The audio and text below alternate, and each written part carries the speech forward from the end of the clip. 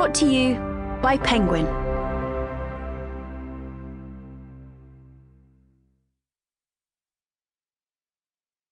The Last Laugh Club, written and read by Steve Jones. Prologue. Mac and Fish dragged the injured insurgent to cover. Dow provided fire support as the four of them entered a nearby blown-out compound. "Thought you'd try a sneak attack, did you?" growled Mac at the thrashing Taliban fighter. He wailed something in Pashto as they slung his body onto a pile of rocks in the corner. Landing with a grunt, a grenade fell out of his jacket. It came to rest with a precarious spin amongst the rubble on the floor. They froze for a millisecond until the sight of the pin still engaged brought sighs of relief. "Get that Fish before he does himself a mischief," said Mac.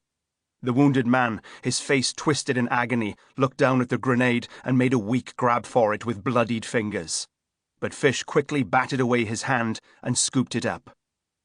Dow stood watch at the blasted hole that formed the room's makeshift entrance, his rifle primed in the direction of the sound of gunfire. "You don't look too good, pal," said Mac to the squirming man, who grasped at the gunshot wound at the top of his inner thigh. "Sorry about that," he added with a smile and a nod at the bloody mess, before he put his boot on it. The man screamed. "Corporal," said Fish, placing a firm hand on Mac's shoulder. Mac ignored him. "It's an early shower for you. Go on fade to black, you wee fucker." "Mac!" "What?" "We should patch him up." Mac removed his boot and turned to Fish. "We look like the fucking St. John's ambulance to you. This isn't some honourable adversary. He's Taliban shite. This is a man who'll use kids as a shield, who'll hang our blown-off limbs from trees." Blood was now pumping from the Taliban soldier's leg. "You want to fucking kiss it better, Fish? You cannot let him, can't we? This is what winning looks like. One less of them." "Stripey inbound," announced Dow, giving Mac and Fish the heads up. A man entered the scene and paused to observe the dimly lit standoff between Mac and Fish. "What's going on here?" he asked. "Injured insurgent, Sergeant," said Fish. Their commander pushed past the two and looked down at the now silent man.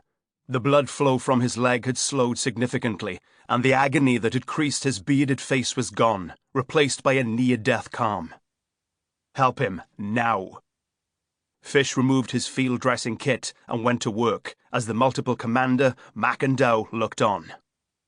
After a while, Fish stopped. "I'm afraid he's gone," he said, dragging a hand over his face in frustration. Their commander followed the blood trail from the wounded soldier's leg to the blood-spattered boot of Lance Corporal Neil Mac McCrindle. "You know what you've done here?" he asked, meeting the much bigger man's defiant gaze. "You've broken the Geneva Convention. You let that man die." Chapter 1. "Do you mind me asking where you got the scar?" the pale man opposite asked. "Do you mind me not telling you?" replied Ray, holding the younger man's gaze until he decided his lap was a better direction to look in. Ray immediately felt bad.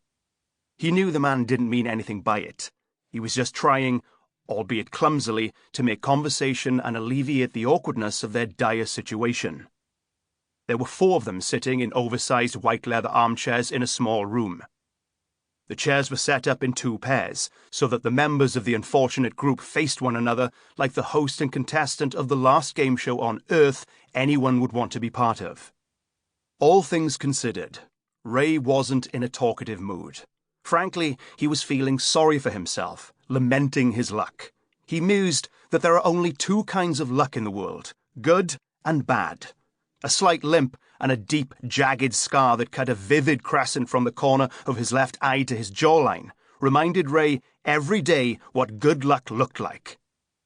Right now, he needed that, because all he had known recently was luck of the bad variety. He wasn't about to share his sad story with a man he had met only moments earlier just because cruel fate had decided to place them opposite one another. Ray glanced across at the pale man, who now stared forlornly down, and relented.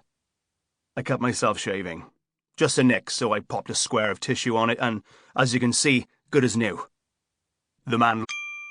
Sample complete. Ready to continue?